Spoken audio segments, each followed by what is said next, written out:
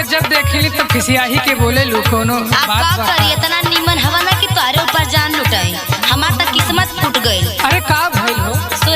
सुनावा खोल के पूरा। तो के देखते जारी जाले हमर जिया बारे, आए है जिया बारे, लिखल रहे हमरा करम में करिया बारे। अच्छा तब का हम करियो तोरा के लागत तब का रह जा बतावत। हाँ बोला। सुनावा तू बहुत गोर नहीं खू। ओहो तो आसे त निमन बाड़ी। सुना बतावत है। हाँ बोलो। ई कमाल हवे क्रीम के पोताई के। ओहो ई क्रीमिया के कमाल है। काहे ना तू ही कुल जाने ला। ई कमाल हवे क्रीम के पोताई के। हाँ पोताई के काहे करेलू घुमा नहीं गोराई के। काहे ना करी। बड़ा गुमान हो गइल बा तो हमके ई गोराई पे। क्या बात है?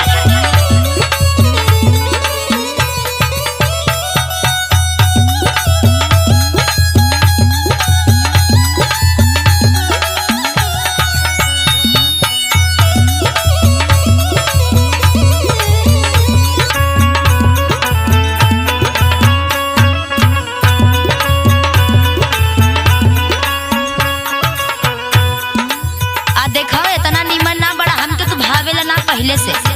अच्छा का करी मजबूरी लहर की माई दादा शादी कर देना। अरे तो खोज ले हो तू कोनो। खोजे ले लो। सुनावा। लागे की रहे आँख अगुआ के फूट। अरे अगुआ ससुर हमार सोड़ धो दे। काहे ना नीमन मेहरारू मिल गई तो बड़ी बात आवत। सुना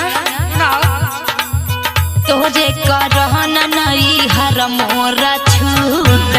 अच्छा तब का मतलब में से तू कोनो इज्जत ना। का करी।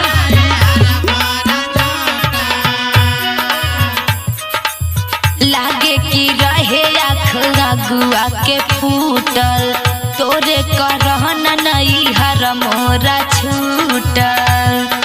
सुना तो से निमन हमके मिल जाते पिया बारे, आए है पिया बारे, लिखल रहे हमरा करम में करिया बारे। तोहार शादी हम घरे होता में बता दे। काहे ना